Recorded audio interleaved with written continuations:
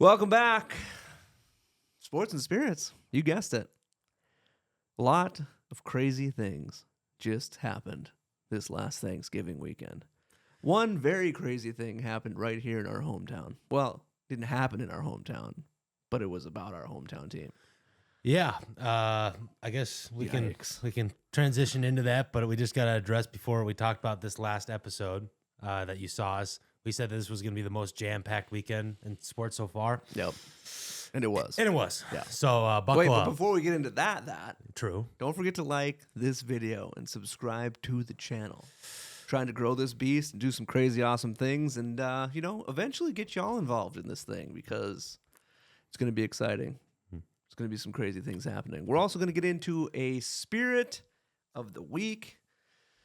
Woodford Reserve just dropped their barrel strength rye, first ever. Yeah. Can't believe it. It's 125.1 proof. Okay. That's going to be an interesting morsel to see how good they did taking their regular rye to a barrel-proof version. So we'll get more into that later. But it's time for us to talk about the jam-packed weekend of sports. Yeah. So when you saw us last, we highlighted that Thursday is going to be kind of one of those days that you don't want to miss football-wise, and those three games were fantastic. To start off in the noon slate, you had the Lions hosting the Packers. So while you were eating some turkey, you better have had that thing on the TV. Yeah. I guess some interesting things to note in this game. We actually predicted correctly that it was going to be a field goal difference. And it was 31-28. There you go. Nailed that one. The one thing to note going forward, Amon-Ra went down with an ankle injury in this one, which, for a lot of you guys, he's probably your first or second round pick, which was really tough. Yep. He kind of got rolled up on by his own offensive lineman and scored 0 points, 0 catches on the day. Not a good guy to have on the team, sadly. Yeah. But you don't know that type of stuff. You don't know. You don't. So, going into the postseason, that's a tough blow for sure. But either way, the Packers did it in different ways in this one. It was an interesting game for sure. Yeah. The guy to note here is that you're seeing some guys that, maybe weren't the guys to start the season for Green Bay that are having a big impact. Yep. And guys like Dontavian Wicks, right? Christian Watson, who's finally coming into his own after coming back from his ACL injury. So the offense is kind of shifting a little bit in terms of their ebb and flow, and they're able to play to their opponent. Yeah. Which they haven't been able to in the last few weeks. It was kind of a slow start game, but then when they ramped into it, it got interesting. Yeah, it did. Yeah, it kind of, both these teams we know have a lot of firepower. Yep. And at times their defenses can be suspect, especially on the Lions side and the secondary. Right. And so they kind of exploited that on Green Bay's side, and then Detroit, gave a good fight. Yep. They battled back. It just wasn't enough. At what point do I ask you, is it that Dan Campbell's too aggressive approach, right, how is that impacting their actual win and loss record? At least this year, I've noticed it's been very negative, right, in effect. There's times to go for it and be aggressive, and then other times where you take the points. For instance, as I'm talking about here, there was an opportunity to kick a field goal in the early stages of the fourth quarter, and it was 4th and 3, and it would have been probably about a 42-yard field goal. Yep. Pretty easy for Jake Bates. Right. Went for it instead, didn't get it, dropped by Jameson Williams. Yep. And that field goal ended up being the difference in the win-loss. We've had this exact same conversation about a different team who lost their coach because of not taking the aggressive approach. Yep. And now in this time, it's the opposite. If he would have just gone for the field goal, he would have gotten the points, and Correct. They would have been maybe tied in overtime. Yeah, you don't know. There's no right answer. There really isn't, because you don't know how it's going to go. We don't know how it's going to go, but either way, it's something to note that as I've talked about in the past, that the aggressive mindset is beneficial to a certain extent. Yep. At some point, it becomes where you're kind of blocking your team's success in a way because you're playing too aggressive and not playing smart. Yep. So either way, good game. Congrats to the Packers going on the road and getting the win. That was a really big one, especially in that division, being as tight as it is. They got a big matchup this next week against Chicago. Ooh. But yeah, in the afternoon game, here we go. You had America's team, the Cowboys, hosting the Chiefs. America's team hosting the Super Bowl dynasty team. Yeah, they obviously, and this one we talked about being very important because both these teams, have had a tough start to the year, and both teams don't have the best of records. Right. They've already each, I think, both had 5 losses. So this was another tight one too. Oh, very tight one. It kind of just showed that we've talked about them all year. Yep. The Cowboys' explosive offense. It was that battle of, do we have the explosive offense on the Cowboys beating the historically stout defense that is the Chiefs? Right. And the offense in this one won. Obviously the Cowboys came out with a 31-28 victory. Yep. But it was really just that element of like the 3-level component of they were just able to beat them running the ball, throwing the ball, just all things on offense. They just really didn't have an answer. No. And the Chiefs basically were playing catch up the whole time. Yep. And when you're playing catch up the whole time, it just makes it really tough to win football games. Right. Because you just don't never feel like you have control. Yep. So, congrats to the Cowboys. They have one of the softest remaining schedules in the league. Uh-oh. So they have a good chance if they, could potentially win out to be a team that, causes some issues in the playoffs for a lot of teams. Because I don't want to play the best offense in football. If I'm a team, I don't want to play the team that's scoring 35, 40 points a game. Not when there's not a lot of great defenses out there. No, there isn't. Not this year. Right. There's not. And they are in the AFC. Right. So if you're an NFC team, you're like, oh, God, I got to play the Cowboys in the playoffs. Exactly. So I don't want that at all. And then probably the shocker of the day. The next day, that is. No, still the same day. Yeah, Sunday night. Yep. Oh, that's right. Sunday night. You mean Thursday? Thursday night. Thursday night. Yep. So you had the Bengals going on the road against the Baltimore Ravens. Oops, I skipped ahead in the notes. See, you got to pay attention in this game, okay? and the return of Joe Burrow. Let's go. He basically played with like a plated cleat. So they had like the base of the cleat had a plate in it to like protect the toe because he had the turf toe surgery. Yep. So like in between drives, he'd take his cleat off and put on a tennis shoe because it was so uncomfortable. Wow. Yeah. So like congrats to him on having the grit to get back out there. No doubt. And watch out. Because, I mean, if there's any, I don't know if they're going to be a team that sneaks in and like end a wild card thing just because of their record. Yep. But they're a team I don't want to play. Right. Right now, if you're a team that's, playing for a chance to make it into the playoffs, I don't want to see that. Depth at quarterback now. It's like, if he's back and playing that good on a meh foot. Yeah, right. It's like, okay. I mean, he was on MVP level last year. Right. Unquestionably in discussion, in terms of numbers. So, and also a very shocking one from the Ravens. Couple costly turnovers. Sure. Couple fumbles. We had a guy again at the 1 yard line lose control of the ball out of the end zone. So instead of a touchdown for the Ravens, it was a touchback going the other way for the Bengals. So they have a big one this next week. They play the Steelers, and those are the two teams that are the favorite to win that division. So can that offense get right? We'll see, because Lamar has been pretty bad these last 3 weeks since coming back. So do you think this loss exposed any big weaknesses for the Ravens, or was it just a 1-game situation? I do actually. We do know that Derrick Henry is one of the best running backs in football. Right. But we've seen when they've had to put the ball in Lamar's hands that they actually don't have the elite weapons that people think they do. Sure. Lamar has historically just been able to be really, really good with just serviceable guys around him. Yep. And Zay Flowers is supposed to be this really good receiver. And there's times when he's playing that he's like a ghost out there. Oh, yeah. He's out there, but you don't hear his name. You don't see him. In this game, I think he had 2 catches for 8 yards and a fumble. You might as well not have been out there. Right. You know what I mean? So the question is will the talent of the quarterback outweigh the talent that's around him? Yep. And the answer for the most part's always been yes, but that's why they've also not gotten over the hump either in the playoffs. Yep. It's like, when are you going to invest around the weapons that are around your star quarterback? Yeah. They went and did that by signing Derrick Henry, obviously, but are you going to get him somebody to catch the ball? Right. Because he's the quarterback, Yeah. And so we'll see. They have a tough schedule. They have a bunch of big games. So he's going to be tested. The Ravens going to be tested. And if they want to make the playoffs, they're going to have to win out. Regular season good, but maybe not there in the playoffs yet. Yeah, that's been their problem. Yeah. That's been their problem. They can't get the big win. And maybe it's the question is the coach. Huh? Maybe John Harbaugh is the problem.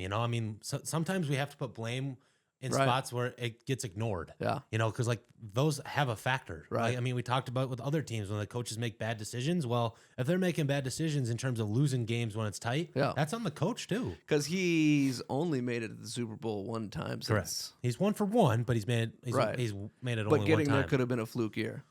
Well, that was the best defense I've seen on planet Earth. Yeah. You know, with having Ray Lewis and Ed Reed. Oh, yeah. Yeah, so some of the best defenses I've ever seen. Yep. And Joe Flacco was playing out of his mind that season. So maybe it was adequate coaching, but you had superstar players. Oh, that's how I would describe that one. Yeah, for sure.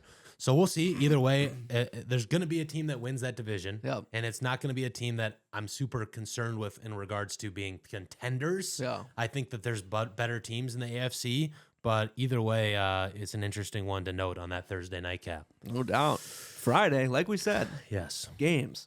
Every day. Yeah, it was crazy. So on Friday, you got an Amazon Prime game at 2:00 in the afternoon, and hopefully you found some time in between your Black Friday shopping to tune into this one.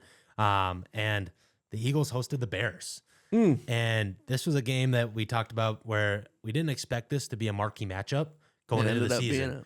You know, because you had two division leaders here, right? You know, and behind an absolutely dominant performance on the ground for the Bears.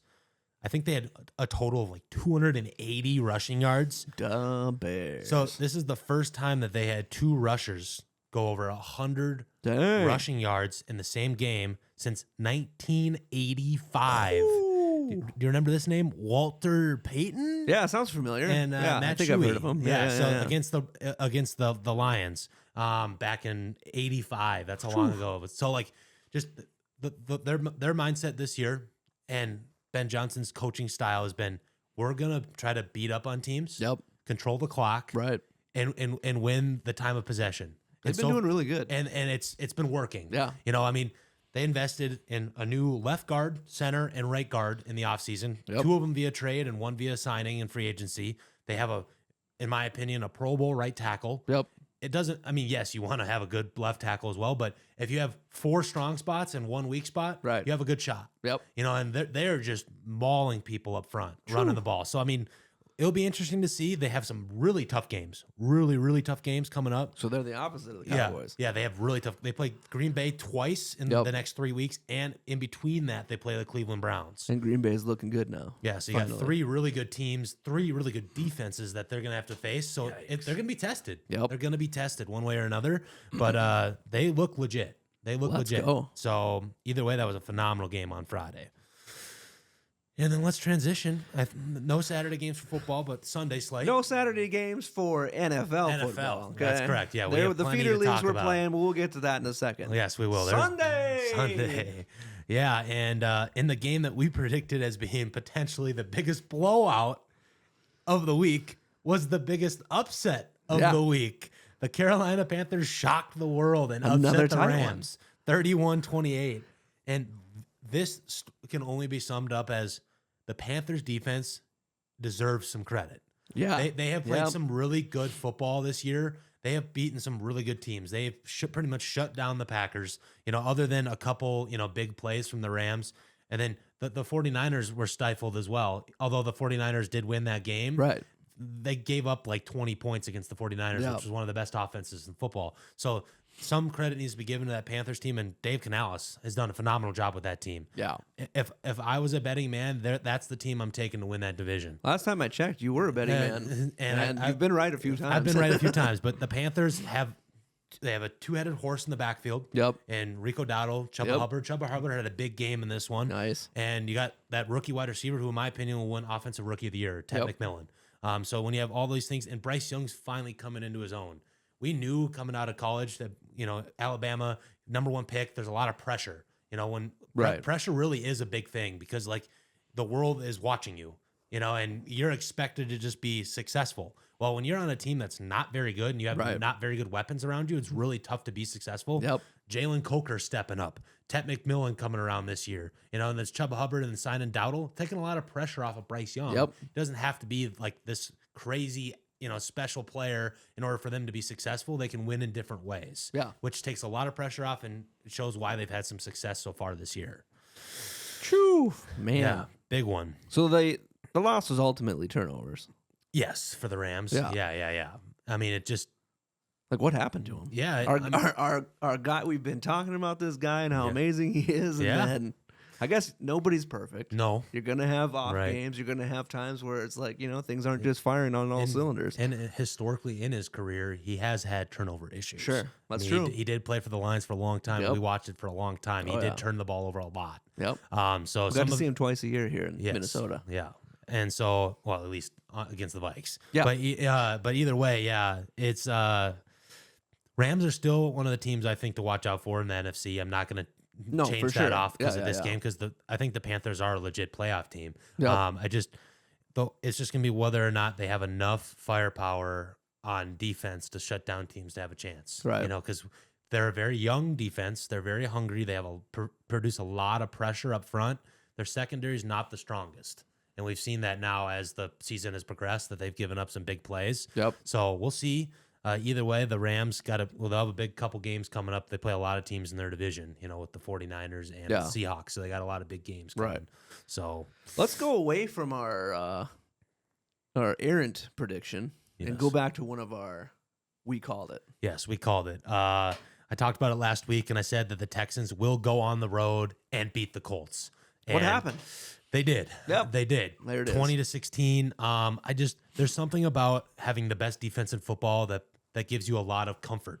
And when you have the best defense in football and you're playing against a team that is a very turnover heavy team, historically, at least those players are. Right. It's one of those things that you can expect there to be some correlation to why a team wins versus why the team loses. Yep. Another big game, Nico Collins, he's going to have a huge stretch for them down the road, just being their big weapon. Dalton Schultz, very good streamer, tight end, if he's still available in any league. And then lastly, for the Colts, Sauce Gardner went down with a calf injury. So that's not ideal. Something to monitor as the weeks progress, because when you lose your lockdown number one corner that you just traded for and paid a ton of money, it's not ideal, to see him go down. So that could factor into some of these games where the Colts defense maybe gives up more points than they would expect initially. Another interdivision game too. So that shakes things up a bit. Yeah, they loaded up with a lot of those this week anyway. Yep. There's a lot of impact on any given week. This week was like heavy impact. Yeah, you can see a shift in like the guard is like the way I like to describe it when you see these matchups that are like, okay, these teams are both contenders. Yep. And when transitioning into the next one that we're going to talk about here. Talk about a shift. Yeah, shift. We talked about the Bills and how they, maybe weren't the team that we expected them to. Right. And in this one, they didn't look great, but they did control the clock and run the ball with James Cook. Yep. They ended up winning this game 26-7. It felt like it was more than it was. Yeah. They felt like they dominated more. I think the Steelers ended up with like less than like 120 total yards of offense. It was really, really bad. Yep. And one thing to note here is anytime something historic happens, we will always mention it on this podcast. And Josh Allen scores his 76th career rushing touchdown, which now passes Cam Newton for the most all time. So obviously we've talked about him being a dual threat quarterback. If this doesn't cement it as him being one of the best in history, I don't know what does. For you guys out there watching on the fantasy side, I'm sure if you have him, you're happy he does it. But if you're a guy that's got Cook or somebody else, you're probably like, can you stop? Can you maybe not? Yeah. It's been that dynamic all year long. He's been having games where he's, getting 7-8 yard touchdown runs. And when you're 6'5" and you're allowed to push the pile, he can just fall into the end zone, which is what happened on this one. And, good for them. It was a huge, huge win. They needed this one. Like, I think it would have been a downward spiral. You could have been talking about a coach firing potentially by the end of the season if they lost this one. Now you're talking about Mike Tomlin maybe not having a job. Which is crazy because he's been there for Mr. Consistency. Yeah, well, the whole team's been Mr. Consistency. Yes. So, we'll see. If he does get let go, some team's going to be graced with the presence of a guy of a winner, and I think he gives me that exact same vibe. I don't want to throw it out there that if I'm wrong, but if he ends up being let go from the Steelers, the Giants would be his perfect fit. Oh, yeah, for sure. And we talked about all that team needs is a leader in the locker room. Yep. And that's what happened with the Patriots. Yep. Now you talk about having a guy like Mike Tomlin come in for the Giants. You have the young quarterback. You have some of those young weapons. Yep. You have a phenomenal defensive front seven. Yep. They have a really good pass rush. And as a coach, the team you come into instant respect. Oh, absolutely. I mean, the respect. I mean, he's got to be one of the top 3 most respected 100%. coaches in the league. Yes, and so if that ends up being a thing, hopefully I forecasted that properly. That would be the dream scenario for me, just to see, because I think that Pittsburgh needs to transition to something new, because obviously this isn't winning in regards to getting you to the Super Bowl. It's been so long since they've done that. It's winning seasons. Yep. But it's not the winning that they need. You know what I mean? Yep. So let's keep talking about some historic events. Yes.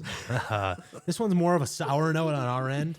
You had the Vikings go on the road against the Seattle Seahawks. We call them the Sea Chickens here. Sea Chickens, yeah. But they weren't chickens this past weekend. They were absolutely stifled by that defense. Yeah. We kind of predicted Brosmer was going to have some issues out there, and boy, did he. 4 interceptions. Yeah. And it is the stat is he threw more completions to the opposite team than to Justin Jefferson. That is correct. That is more. Yeah, so if you saw on the sideline, Jefferson was kind of sitting on a water jug later in that game. Not a good sight if you're a Vikes fan, because that is a very motivated and very outspoken player, and that's one of those guys that I could see easily saying, "Hey, I want to go somewhere else." Exactly. And the team that I actually see the best fit for that guy is actually with his former quarterback in Seattle. Yeah. In the offseason would be a phenomenal fit for Justin Jefferson. So I don't want to put that out there in the world, but that is a possibility. We need all the help we can get over here. Yeah. So, I mean, we'll see. But either way, that is the first time the Vikes were shut out since 2007. So that's a big time, big gap there. And, Kevin O'Connell offense, that's tough to see, but that was crazy. Yeah, I mean, we could have kicked the field goal a couple times, but we didn't. We went for it on 4th down. But either way, a shutout's a shutout. So this is crazy because O'Connell last year gets Coach of the Year or whatever, and now this year this is all happening. Right. I mean, it's been kind of a steady decline throughout the entire season to this opposite of pinnacle moment. Right. So here's the way I look at it. So we've seen the trajectory of the Vikings. You had a big season. Yep. And then you had a down season when Kirk Cousins tore his Achilles. And then you had last year where Sam Darnold came in and played phenomenal. When you have I call it a QB carousel. Basically, when you have QB after QB change in the lineup, your team just loses a lot of momentum and confidence. If J.J. McCarthy ends up being the guy in terms of we see last 4 or 5 games of the season, he plays really well and, transitions into next year, great. Yeah. Otherwise, if there's an opportunity to go out and get somebody next year to give you the confidence back again, we'll see. But I don't think Kevin O'Connell necessarily is the issue. I think as a coach himself, I think he's a phenomenal football coach. But when you just don't have the players that are playing up to the level that they need to, you can't do much. I mean, that one pick 6 that he threw, I mean, nobody's ever taught you that. No. That's not on O'Connell. He was never taught him to, as you're diving, just flick the ball in the air and hope someone's going to catch it. Yeah. Just throw it out of bounds. Exactly. Just chuck it out of bounds. It's like the play's over. That part has been taught. When you're in a situation like that, throw it out of bounds. Not flick it and hope somebody's going to catch it. Or worst case scenario on 4th down there, take the sack. Exactly. You lost. Exactly. But I mean, so we'll see. It's a long season, and obviously, there will be answers one way or another. If there's any consolation, just remember we're not the only skunked team this year. Okay? Yeah, that is correct. We got Chiefs and Raiders, October 19th, 2025. So we're okay. Yeah, we can make it back. Yes. But let's transition into the Sunday night game. Sunday night, baby. This would have been probably a more must-watch TV game had Jaden Daniels been playing. Jaden Daniels versus Bo Nix. But nonetheless, it was a phenomenal game. It turned out to be a very highly contested game and close. The Commanders ended up getting back in this game to kick a field goal late to force overtime. And in overtime, both teams went down, scored touchdowns. Yeah. Broncos first, they went down. RJ Harvey, big game as we predicted. Yep. 2 touchdowns from him. But then the Commanders went down, scored a touchdown. They scored a touchdown, and they're thinking, let's not tie this up. Let's not give the Broncos a chance to win it. Right. They went for 2. Okay. Basically, the play happens. The running back runs out for a little just dump off screen. He's wide open. Yeah. Wide open. All you got to do is flick that ball over the top of that defender, and and it's a 2-point conversion. You win the game, right? throws it right into the right palm of the defender and knocks it down to end the game. So the Broncos win another stunner, 27-26. I mean, the Broncos, 9 in a row? 9 in a row, baby. Do you believe yet? I mean, are you a believer in the Broncos? This has one of those seasons that like they haven't been the sexiest. They haven't been right. They haven't been like the dominant. They've had they just pull it off. They find a way to win. Yep. And when it comes down to it, that's what happens when you want to win a Super Bowl. For sure. You have to just find a way to win. Yep. So if they have an opportunity to win out here, I mean, you got to be talking about a team that's, going to be either the 1 or 2 seed in the AFC and got to go into Denver in January. Ooh. It's going to be cold. They got one of the best defenses in football. We'll see. That's going to be a crazy one. The only team that we can talk about that is going to probably contest them for that number 1 seed is the Monday night matchup. Oh, right. Yep. Yeah, you got the Patriots hosting the Giants. And the battle of 2 very young quarterbacks. I don't want to say this out loud, but right now, the Patriots are probably my favorite. Yeah. I mean, these guys are becoming household names. Yep. Drake May has one of those. I might get his jersey. I'm that excited about him. Yeah, I'm serious. I'm right there with you, man. Yep. I mean, I've just been a huge fan. And there's something about it that he reminds me so much of, like, not athletically, like he's more athletic than the guy that I'm going to mention here, but he reminds me so much of, like, Peyton Manning. Oh, for sure. He like plays the game so surgical. Yep. He goes about his business. He's got the mental capacity that Peyton Manning had. Yeah, exactly. Yeah. And he just goes out there and he executes the fundamentals. Yep. And like plus he's athletic. Well, right. So he's like Peyton Manning plus. Well, and in his first 25 starts, he has the best NFL completion percentage in NFL history. Oof. So, not only has he been really, really good, he's been accurate. Yep. He's finding the open players. It's one of those things. It's astronomical where this team was last year to where it is now. Which is still mind-blowing to me for his second year. Yeah. His first year was already mind-blowing, and now his second year, the first year was not a fluke. Well, I mean, we were going to talk about it in maybe more of your fantasy football segment. He's right now the favorite to win. Oh, sure. MVP. Yeah. MVP Drake May in year 2. I mean, and I don't even think it's close. Stafford is close in terms of the touchdowns, but if he plays on this level with their soft schedule the rest of the way, and they beat Buffalo one more time, because you got to remember, not only did they beat Buffalo earlier this year, they did it in Buffalo. Well, here's the thing, too, about Stafford is he's surgical when he's throwing the ball, but Drake May is a more well-rounded, all-out quarterback. Right. Athletic. There's nothing he couldn't do if he wanted to do it. Exactly. Yeah. And so the only thing that's going to hold this team back is just the veteran experience. Yeah. Because when it comes playoff time, there's that element always plays a factor. It does. But here's the difference. This is not a first-time coach. Sure. Mike Vrabel has been there. He's been on the field. He's been on the field. Yep. He sees the game differently. Yeah, he was on those Patriots teams that went all the way. He was on the Titans that almost went all the way with Ryan Tannehill. Yep. Ryan Tannehill was his quarterback at the time. This is the best quarterback Vrabel's ever coached. Yeah. This is the best team Vrabel's ever had. Yep. And that defense is flying around like I've never seen that defense fly around. Like this, it's the best defense the Patriots I think have ever put on the field. Oh, for sure. And they've had some Hall of Famers play on defense. Yep. So like we'll see. I mean, obviously they go into a bye week, so no stress this next week. Right. Go home, rest up, get healthy. The only thing they lost their left tackle for the season, which is a bummer. He was the number 4 pick, so he's a pretty big player. But he looked good. He didn't have an impact in the game in terms of he shut that defense down. They have a really good front 7, like we talked about for the Giants. So exciting stuff. Here's a question, just random. Yeah. Because I often do this.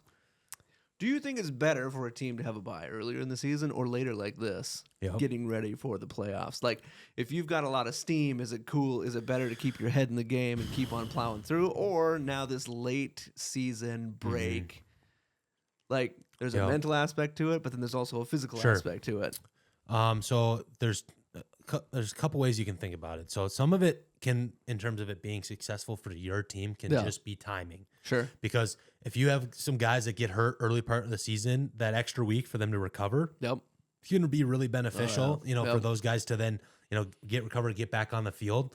Or like if you have this instance where your team's a little banged up going into the end of the season and you got this week 14 bye, as we'll talk about a couple teams that are on bye in the next episode. it's really, really important to get 100% healthy for the stretch run. Right. You know, because like a guy like, we'll give an example, like Christian McCaffrey, you know, they got a week 14 bye coming up. He gets a lot of volume. Oh, yeah. His body's got to be beat up. Having a week off, he's probably going to come out even fresher. Right. You know, out of the bye. Yep. Whereas like some of these guys that had their bye in week 5 have played now, you know, 9 weeks in a row. Yep. You know, going into the stretch run. You know, so it's the devil advocate. It's tough if you play those Right. international games. You might want to buy, Oh, you know, yeah. for the jet lag component. It just depends. I'm not a huge fan of the week 14 bye. Sure. That if you ask me, I think Yeah. the cap should be week 12. Yep. Like I think that buys should be between week 6 and 12. That makes sense. Yeah. That's where I take it. A couple of those like week 5 buys is kind of just ridiculous to me. So we'll see. I mean, either way, you're going into it. Both those teams are hot, the 49ers. Yep. And, you know, they picked up a big win against the Browns. And then obviously the Patriots are two teams that, you know, could play each other come February. Yeah. You know, you never know. We'll see. Hot dang. So there you have it. That was an action-packed weekend in sports. And a long one. well, just for the NFL. Right. Yeah, Sorry. we're not even We haven't close to even hit- done. we Yeah, haven't even hit the rest of the sports. yes. That was an action-packed weekend in just the NFL. Yes. So much so that it's time for us to take a quick sip of this incredible. Well, I guess I don't know. We don't know. This is the first Brand time new. we've ever had it, brand new. First time Woodford Reserve has ever offered a barrel strength rye whiskey. And so we're going to go ahead and give it a good college try. Well, actually, probably not, because the way a lot of you drank in college, this isn't how you should sip this bad boy. No. This one's a little bit more refined. Wow, it smells amazing out of the gate. I'm gonna give you this nice Woodford Glen, you know, to go with the theme of Woodford. All right. So, like we said, first time they've ever offered a barrel strength rye whiskey. And this one again is coming in at 125.1 proof. They do offer a regular Right. 90.4 proof rye. Yep. Which is really great in like a rye old fashioned. Yep. So I'm excited to kind of try and mix this guy. Mm-hmm. Not that it would be my go-to mixer for it Sure. because it's a higher proof, so it's more of a What's like the MSRP on this one, if you have any idea? great question. So It might be like $1.50. okay. So another one of their Yeah. higher priced items. So just the reason why we talk about that, we're just comparing like what their regular shelfer is to you guys to when you see like an allocated or more limited release bottle like this would be, and we always kind of like try to kind of compare the, I guess, the elevated quality experience in regards to the price point that you pay for it. Right. Yeah. So this one's MSRP is $129.99. Okay.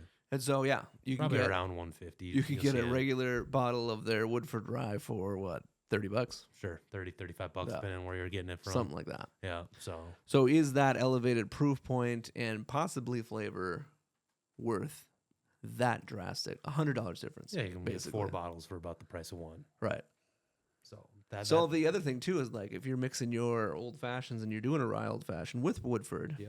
do you like to put an ice cube in it? And if you do, then a higher proof could help with the watering down of it. Correct. Or not watering down, Right. obviously. It's got a real Woodford note. It's got actually a richer Yeah. note than I'd expect for a rye. A lot less spicy, Yes. more on the bourbon side of bourbon rye. yeah. Which I don't know the mash bill of this bad boy is. That's another great question. What's she like on the palate? There's a lot of fruit on the nose too. I'm getting now. The spice is there in the finish. Not in a bad way, but it's a little hot. It's got a little bit of that like molassesy component I got to that it. on the nose for sure. Yeah. Mid palate's kind of coats the mid palate. It's kind of got a nice, well-rounded mid palate mouthfeel. You know, got a little richness. Yeah, it's definitely significantly more complex. Oh yeah, way more complex. That is, you can get that nice rye spice right away out of the beginning. Yep. Wow, that is amazing. For a rye, I'm not normally a rye guy, but this one's like Yep. right Yeah, But you're right. It's got a heat. It's got some heat like crazy. The finish is long. It's a long, and it's like tingles along your tongue spice. Like that's like the vibe you're getting. So if that's something you tend to enjoy on a rye that's high proof, then you're getting that on this one for sure. For sure. Yeah, you've got not only the proof tingle. Yep. Plus the rye. Wow, that is so good. Yeah, it is good. I cannot believe. Wow. This is significantly better than some of the Woodford stuff we've had of late. Yes. Yeah. Significantly better.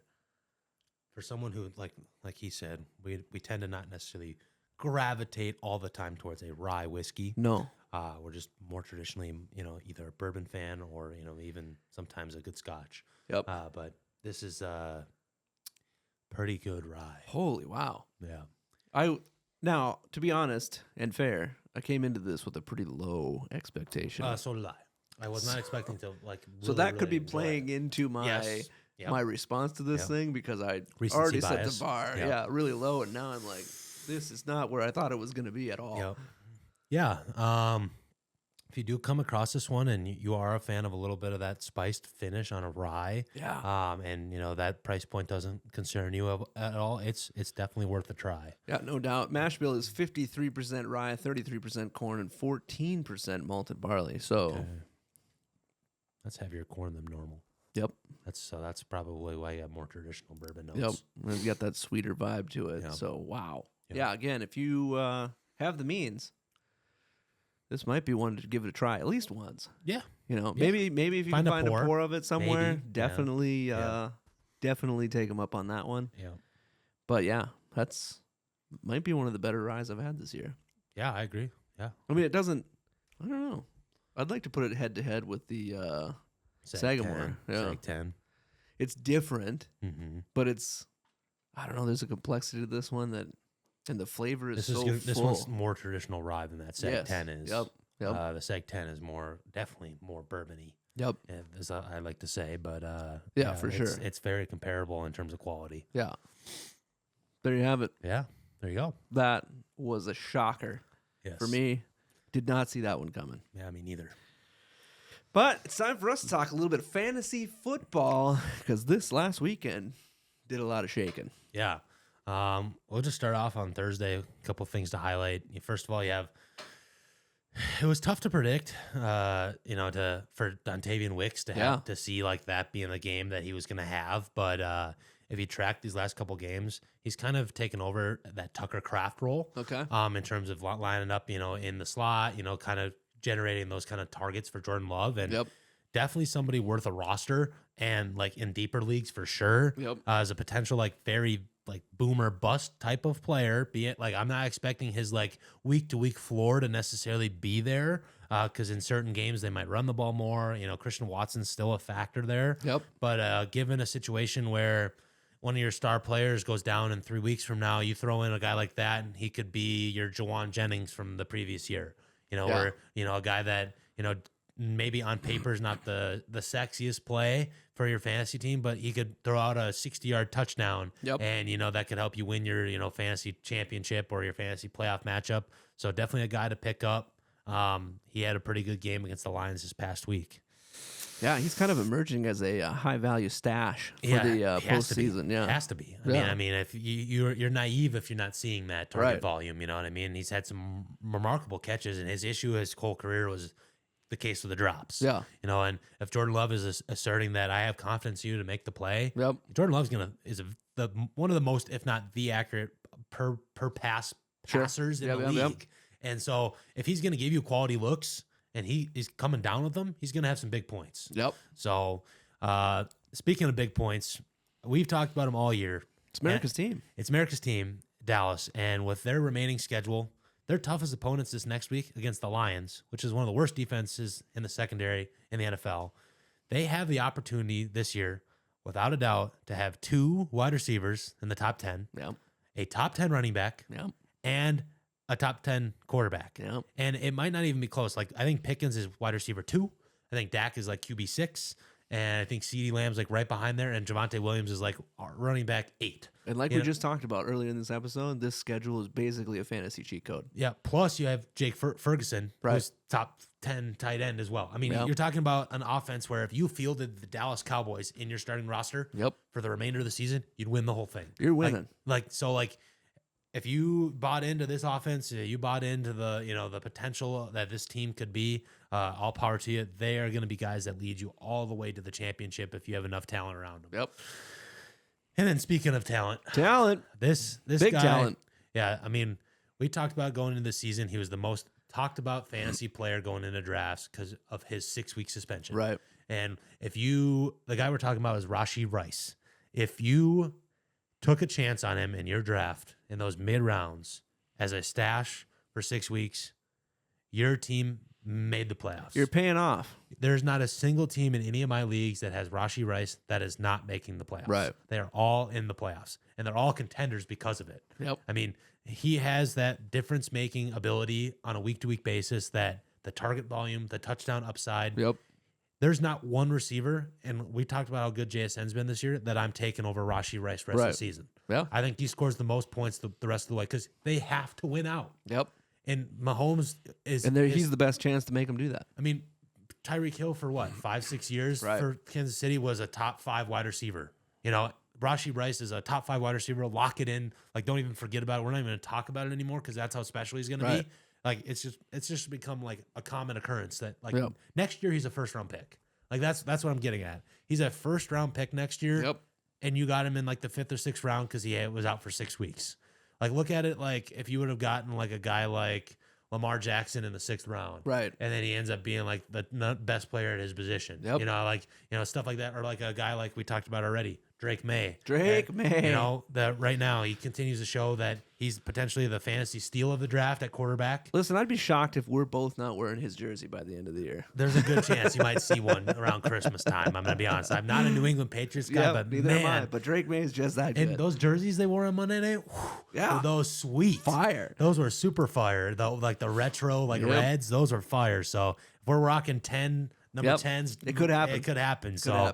Christmas special. You never know. But either way, he passes Matthew Stafford as MVP favorite, and the 2 biggest steals in the draft right there. We just talked about Rashee Rice and Drake May, and if you took them, other than maybe arguably George Pickens, wide receiver 2 on the season, and you got him in the 6th or 7th round. Either way, it's been really cool to see these guys kind of explode onto the scenes. It's gonna change up things going into next year. In terms of I think that's the thing I've been loving so much about fantasy the last few years is from a year-to-year basis, who those top guys are has changed drastically. And I think it's increased. Coming into this year, it was there was a good amount of top guys, but now I feel like the pool's bigger coming into this next year. I mean, you got guys like that. We can talk about them as at the end of the season. We'll probably address them more in terms of boom or bust. Right. But you got guys like Brian Thomas Jr., absolute bust. Saquon Barkley, bust. Yep. Justin Jefferson, bust. Yep. I mean, you got some of these guys at the top end of that draft that just way undersold their value.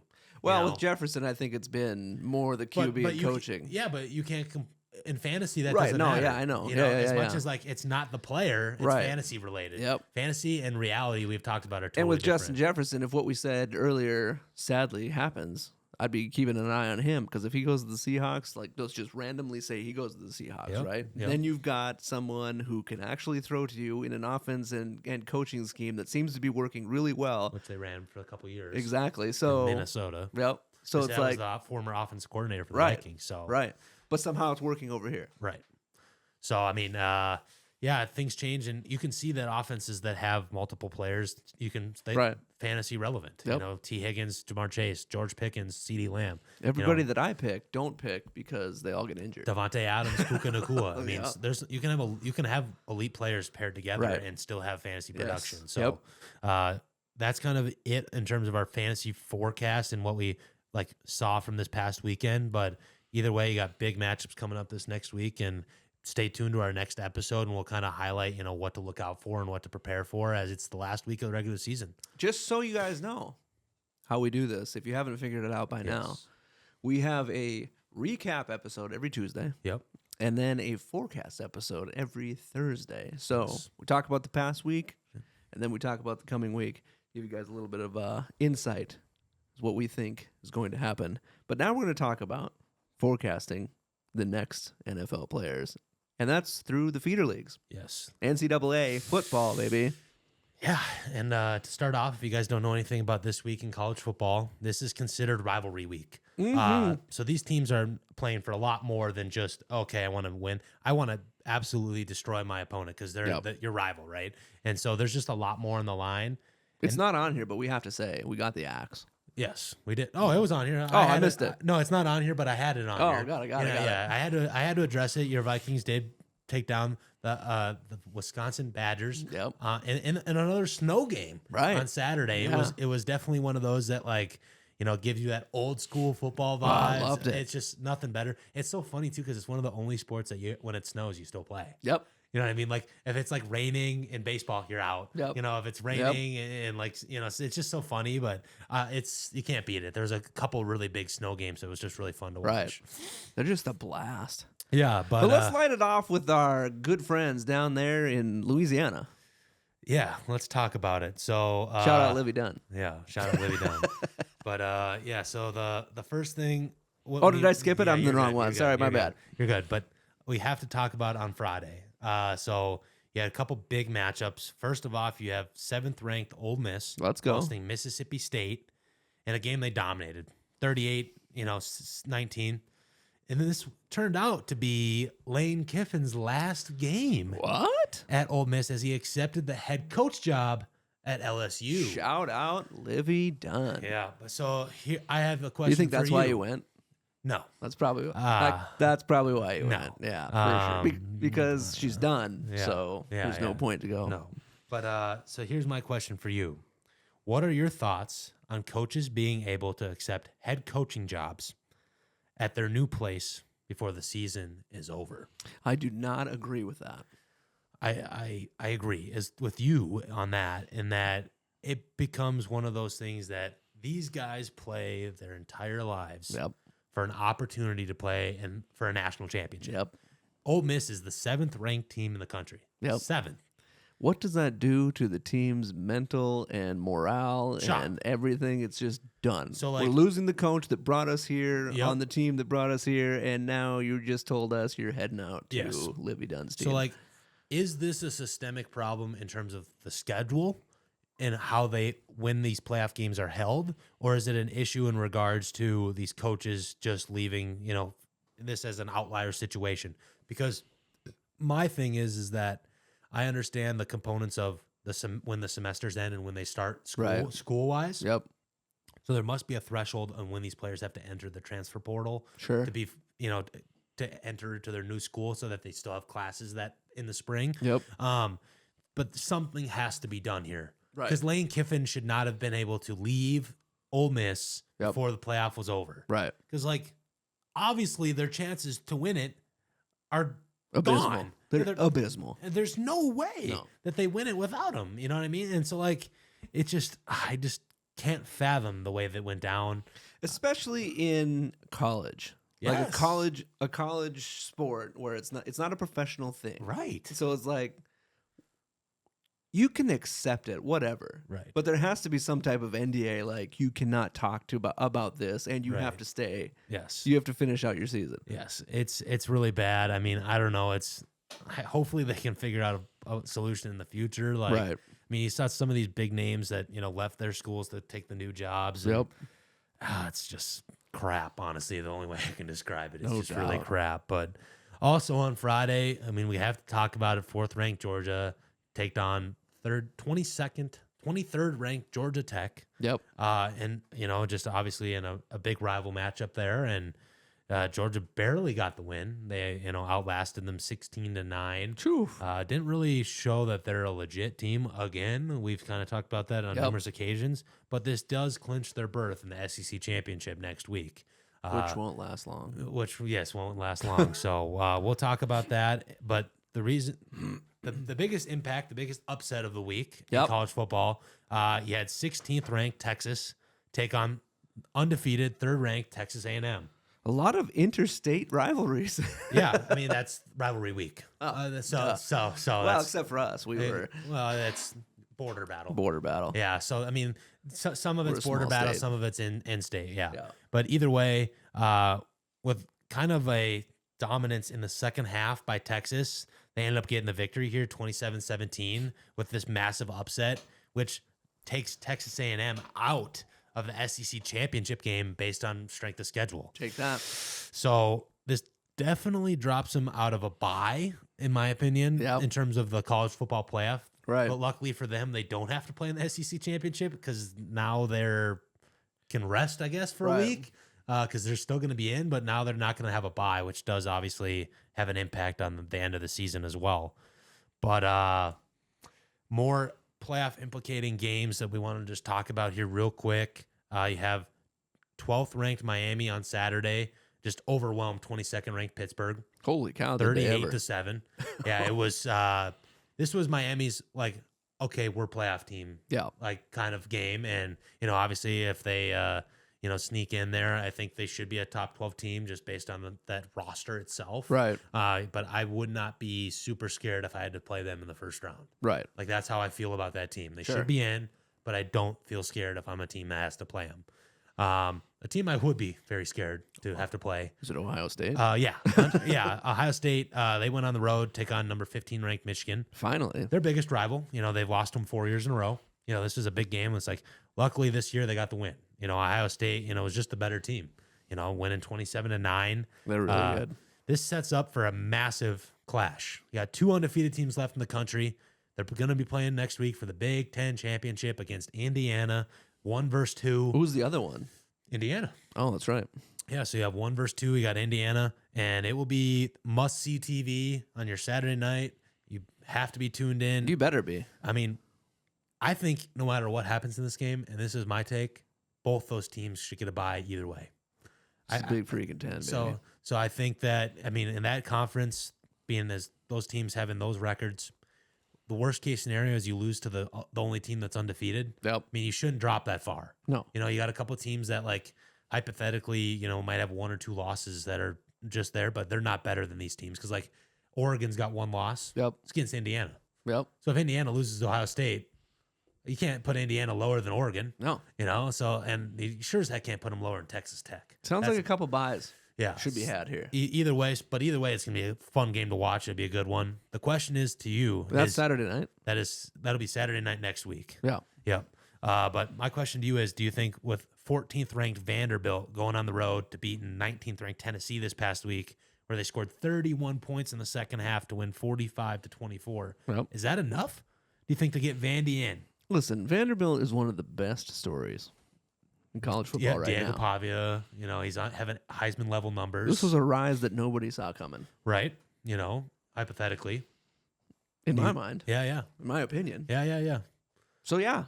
You think they sneak in? I think they sneak in. I think they're that team that's sneaky. I think they're that border team that's either the last one in or the first one out. Sure. It all depends on what happens as we talk in our forecast video about next week's matchups, but either way, it'd be a tough team to leave out. It'd be a tough team to leave out for sure. They've played a lot of tough teams and they've won a lot of tough games. Fought. But lastly, but certainly not least, as we all know. Okay, we all know very well. If you haven't watched any of our previous shows, we all know why this one's certainly not least. I'm surprised he's not wearing their stuff right now.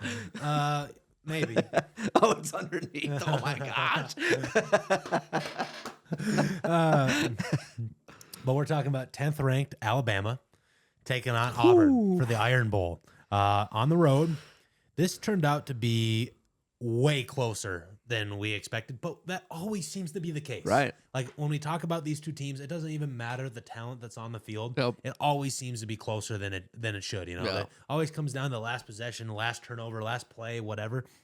I wonder if that's more of a mental thing for the team, the players. Yeah. They're thinking in their mind they don't have to turn the gas up nearly as hard, but then they're middle of the game, whoa, we better turn the gas up. It has to be, and I think when it comes down to it, Alabama just showed they're a veteran team. Yep. They got a fumble late on one of the receivers from Auburn that resulted in them getting the W, 27-20. And it sets up for the biggest matchup next week in the SEC for the SEC championship. Alabama, Georgia. Banger. It's going to be an awesome slate. We'll talk about it in the next video here, but either way, Bama has a chance to, win another SEC championship and cement themselves into the playoff. with a loss, they might be eliminated. So it is a winner go home matchup for them. So I mean, it's tough, because Bama would have their third loss on the year. Yep. And I mean, 3-loss team in the playoffs seems kind of unfathomable with some of those teams that are on that back end. Yep. But like, my question to you is, does a 3-loss Bama get penalized because they play in the SEC championship, and a 2-loss Vanderbilt get in, even though Bama beat Vanderbilt handily? I think Bama's got to stay in. Yeah, but here's my problem. I don't think that's how it happens. Probably won't happen like that, but it should happen like that. And that's where I have an issue with the setup, right? Right. Because like Bama, we have talked about this year. Their schedule is way harder. The hardest schedule in football. Right. All of college football. But why wouldn't they just automatically be in? Yeah, like they are the most battle-tested team. Yep. I mean, you're talking about, obviously Auburn's maybe not as good of a team as, some of these other ones they played this year, but they've played like 7 ranked teams this year. Yep. And they've won 6 out of 7. Seems like a team that should be in. Right. To me. So, like, especially if one of those teams we're talking about is Vandy, there's the debate of who they should be in instead. I mean, how could Vandy be in over Bama? Not only that. I mean, I know all teams and people that are loyal to their teams are, biased. pretty biased and rabid about their team, but it just seems like Bama's got some draw. From more than just their local crew. Yeah, like right. it's for the views of the playoff. Yes. You have to expect that you'd want to have them in there. Exactly. Yeah. I mean, just across the board, it just seems like a team that needs to just be in there. Right. So we'll see. Take that under advisement, SEC committee. Yeah, for sure. But that's it. That's the feeder leagues. That's it. Yeah. We're gonna change it up. This is a shocker. If you've made it this far, you're a real sports person, okay? Clearly. You love sports. Yes. Now, if you don't like anything beyond football, this is probably where you can tune out. Yeah. Because we're going to talk about the NBA. Yeah. We're going to talk about some hoops. We are going to talk about some hoops. And if you guys want to see a different form of this content, let us know. Like, if you want to see like separate video content on like either the NBA or the NHL or something like that, feel free to let us know in the comments. Because we can do just an NFL video that just covers that. Yeah. And we go a little more in depth, even though that's the thing we go the most in depth in currently. Yep. And we can also add in different videos about the NBA and just go a little bit deeper into that. Yeah. Because right now we just kind of skim the surface on everything after football. Pretty much. Yeah. Just in terms of, just because there's so much. Yep. Otherwise it'd be tough to have you guys sitting here listening for like an hour and a half, 2 hours. It just would be tough. So we are going to just kind of... It'd be tough for us. Yeah. To even be that excited about it. Right. So either way, let's talk about the NBA here. There's no games on Thanksgiving. So, we didn't have anything They got on to have Thursday. turkey.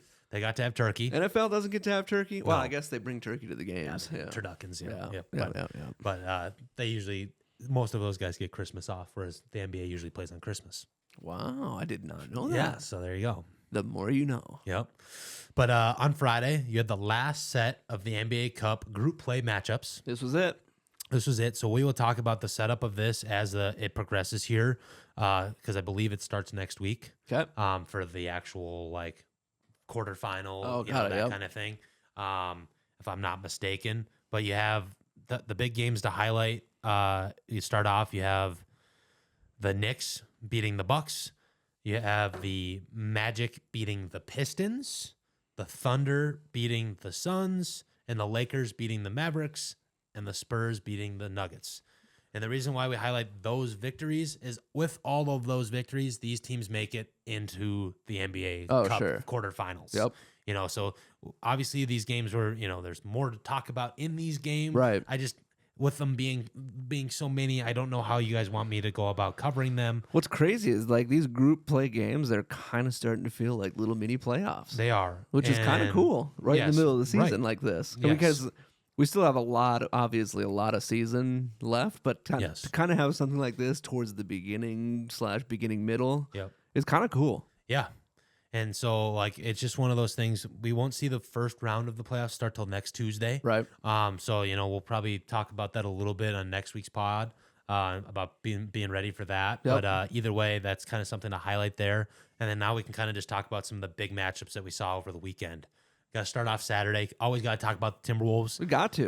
They hosted the Celtics in a game that is best described as Jaylen Brown versus Anthony Edwards. It was really, really Couple special. powerhouses there. Yeah, Jaylen Brown has been playing, honestly, on MVP level this year. Obviously, we expected that a little bit with, having no Jason Tatum. But he wasn't even supposed to play in this one. So we were at the game, and they let us know like 30 minutes before the game he's going to play. We're like, okay, he's going to play in a limited capacity. He's not going to go. Played like 40 minutes. Turned it up. He turned it up. I mean, I think he dropped like 29 points at halftime. It was super special. He had 41 on the day. How'd our boy look? And just he takes over. He's got that ability that like when he catches fire, that it seems like he can't miss. So he's back off his injury. It feels like he's back to I mean, unfortunately, I think this coming week I do play him in fantasy against him.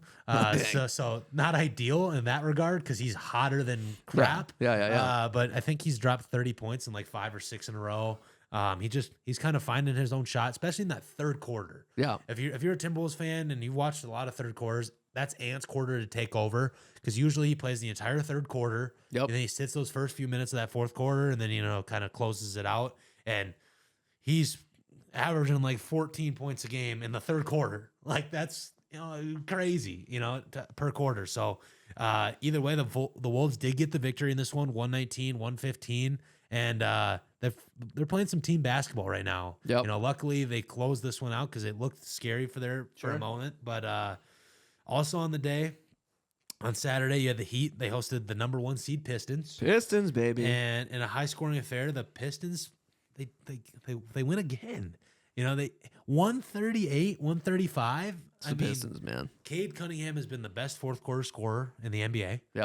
When the game's on the line, the quarter matters. He's been the best player in the league. Right. And that's why they have the best record in the East. I mean, if the Thunder weren't on like a historic start to the season, we'd be this Pistons team would be covered so much more in the media. Yeah. I mean, they are on a heater, and we kind of predicted it. We did. We did say that the Pistons are a team to watch out for in the East as being a team that could contend this year with all those injuries with Jason Tatum and Tyrese Haliburton and Embiid not playing and no Dame Lillard getting traded from the Bucks.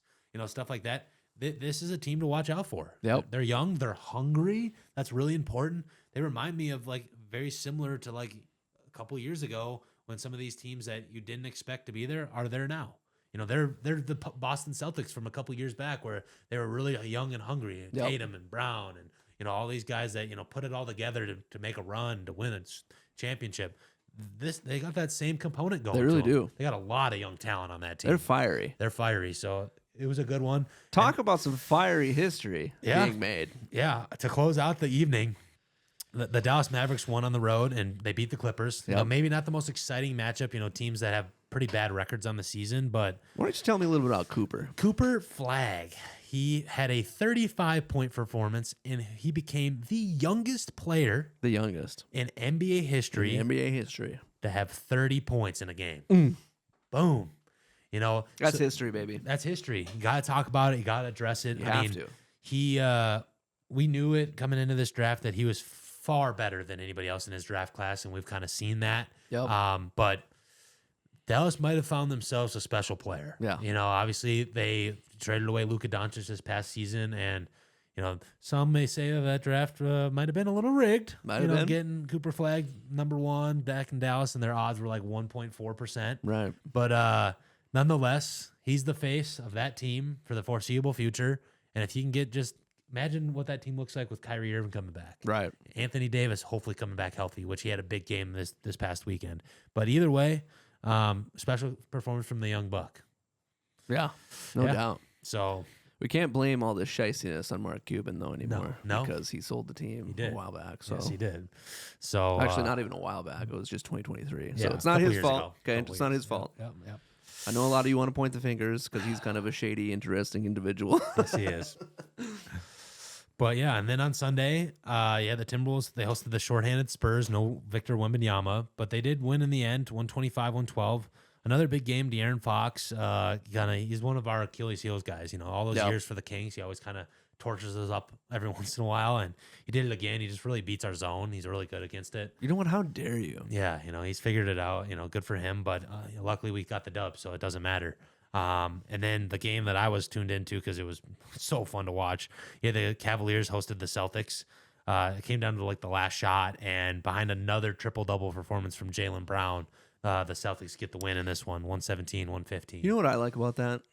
Since we just played the Celtics, Yep. and then they go and play another team and Yep. win, and then we beat them, it just makes our win so much more legit. Yeah, I agree. I mean, especially because the Cavaliers were the best team in the East last year. You know, I mean, so having that component of like the Celtics they're a good team, and I mean, they're just a little question mark on what that team's dynamic looks like without all their studs. But the team that we don't know what they look like on a game-to-game basis, the Sixers. They hosted the Hawks in this one and went to double overtime. Basically, this Tyrese Maxey had an opportunity to hit 2 free throws at the end of the first overtime, and he missed them both. That would have put them up 4 with like 6 seconds to go. And then the Hawks inbound it. He gets fouled, so he shoots 2 free throws to force double overtime, and then the Hawks win 142-135. Tyrese Maxey hasn't been the closer this year that they've been hoping. With no Joel Embiid, it's not working for him. It's not working at all. And so, and Paul George in and out of the lineup, it's just been interesting season. I don't know what the identity of that 76ers team is. Maxey's having a great season. We talked about it, but I mean, the numbers if they don't translate to wins, it doesn't matter. Wins at the end of the day is all that matters. So let's talk more about the Pistons, though. Yeah, they hosted the Hawks. The Hawks coming off a back-to-back there, and the Pistons behind another Cade Cunningham performance. I mean, survive. The scores are quite different. Yeah, compared to with the previous game. Correct. Yeah, 99-98. Somebody's playing a little bit of D. Yes, both these teams are kind of missing a few of their guys in this one, but still get the dub, and a win's a win. And if you watch the game, he had an insane drive through the entire defense, roll, backhanded layup. It was pretty special to see. That was a tight one. It was a tight one. And then lastly, to close out on Monday, you had the Suns go on the road against the Lakers. They used to be my team. The Suns? Yeah. Okay. Way back when Steve Nash was playing. Okay, Steve Nash was your guy. Okay. Oh, he was my guy. It's a weird name, but all right. It really fine. is, but yeah, who knows? either way. Yeah. But they won 125-108 behind big games from Connor Gillespie and Dylan Brooks, who's been really good this year. But the one thing to note, Devin Booker did go down with a groin injury in the second quarter. And that just brings me to my point. The hardest thing with this season for me has been knowing whether or not the best player is going to play. Right. And, on a night in, night out basis, because all these injuries. And it's really frustrating, especially as we progress into this NBA season, because we want to start talking about some of the fantasy and components of it. Right. If you guys want to hear about it, you let us know.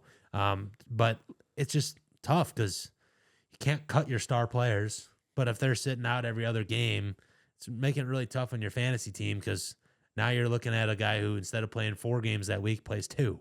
That is crazy hard, because just your luck, they're going to come back and go on like a 5-game streak, and they're just dropping points like crazy. And on somebody else's team if you drop them to pick up somebody else. Exactly, yep. And so the hardest component that is, it's obviously every league structured differently in terms of bench space and, injury spots and stuff like that. But it's been tough if you're just a fan. Yeah. You're paying hard-earned money to go watch a game. And if you're watching the game and the start an hour before game start, out. It's just what are you going to do?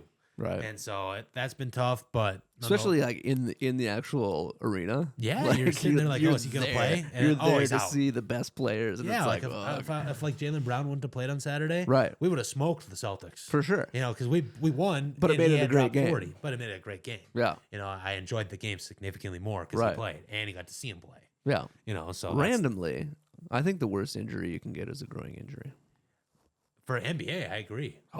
The pain on it and the rehab on it's tough too. Right. Because you don't ever feel like you get to 100% until you get back out there and test it, and then you can re-aggravate it. Yeah. And then the way they just start all over the place, that is a central, a central muscle to be using. Yes. It's yikes. That or a hamstring. Right. Those are the two big ones for basketball. But nonetheless, let's transition into some hockey. Let's get that hockey going. Yeah. The snow is on the ground up here in Minnesota. It's 16 degrees outside. It's time to talk hockey. Yeah, let's do it. Start off on no games Thanksgiving again, hockey. So, you got to make way for the NFL. You got to make way for the NFL. So let's start off on Friday. It would be so stupid to have any other sport play, because you are not going to get the viewership. No. Everybody's watching the NFL. Yeah, it's just a tradition. Yep. It's just what it is. What are you guys doing on Thanksgiving? Watching football. Yep, eating turkey and watching football. That's it. Yep, but nonetheless, on Friday, you had the Wild host maybe one of the hottest starts ever. That might be an understatement of the century there, the Colorado Avalanche. Yep. And once again, they just can't lose in regulation. You know, they force a shootout. Luckily, the Wild get the victory here. That's a huge one. Let's go, boys. Let's go. Nice work. 3-2. Against the Avalanche. Avalanche, yeah. I mean, but Who like I have said, been like, oh, they're on a scorching. tear. They're scorching. You know, they obviously lose this one, but as we'll talk proceeding here, they don't lose very many others proceeding. No. But either way, big victory there for the Wild. Also, you had the Hurricanes take on the Winnipeg Jets, and Seth Jarvis, he bagged a hat trick against his hometown team. Good old Jarvis. Yeah. Let's go. And so winning 5-1 there, that's a good one for the Hurricanes, and good for him. I mean, those are always like, for me, if you're a player, you know, playing professional sports, you always want to, you know, show out against your hometown team. Yep. Because I'm sure he's got a few family and friends that were in attendance. Yeah, You know, a nice little chip on the old shoulder. Come in there and show just it like, off. bah, bah, bah. Yeah. So also on the day, you had the Star host the Utah Mammoth, and behind a power Still play my goal, favorite name right now. the Mammoth. Yep. Yeah. Unfortunately, they didn't have the win in this one. They lost 4-3, but either way, Your name makes up for it. Yeah, their name makes up for it. However, on Saturday, the Wild hosted the Sabres, and what we thought would be a game they should win, they lost. Now that's weird. In You win shootout. against the Avalanche, then you lose against the Sabres. And that's Minnesota. Yep. And that's how you describe Minnesota sports. All of them. Yes. And so, but yeah, and then the Avalanche went back on the win column on Saturday, winning 7-2 against the Canadians. Which makes our win against them that much more sweet. Correct. They're going to be a team that, unless some injuries happen, are going to be tough to beat just in general with how deep they are. And it's been awesome to see. And then you also had the Las Vegas Golden Knights host the San Jose Sharks with a goal late to win 4-3. Yep. I just love to mention the Sharks. I really like that young kid, Pellegrini. Yeah. He's just a really special player. So nonetheless, that was a good one. You transition into Sunday. You had the Islanders host the Capitals. And the Capitals, just put on a show. They just were the better team, and won 4-1 there. Another goal late by Ovechkin. He's still putting pucks in the net, which is awesome to see. You gotta keep that goal hard to attain. Yeah, it's gonna be tough for anybody to pass it. I'm gonna be honest. But you also have the Dallas Stars taking on the Ottawa Senators in a game they won 6-1, showing they're a team to watch out for, as we've talked about in the past. And just a dominant performance on that one. And then lastly, we got a couple of games on Monday to highlight. You had the Flyers host the Penguins. And behind 2 more goals from Sidney Crosby, putting him at 18 on the season. The old man's still finding a way to get it done. They win 5-1 in this one. My guy. And lastly, you had the Ducks win on the road against the Blue Jackets and stay hot, pick up another victory 4-1.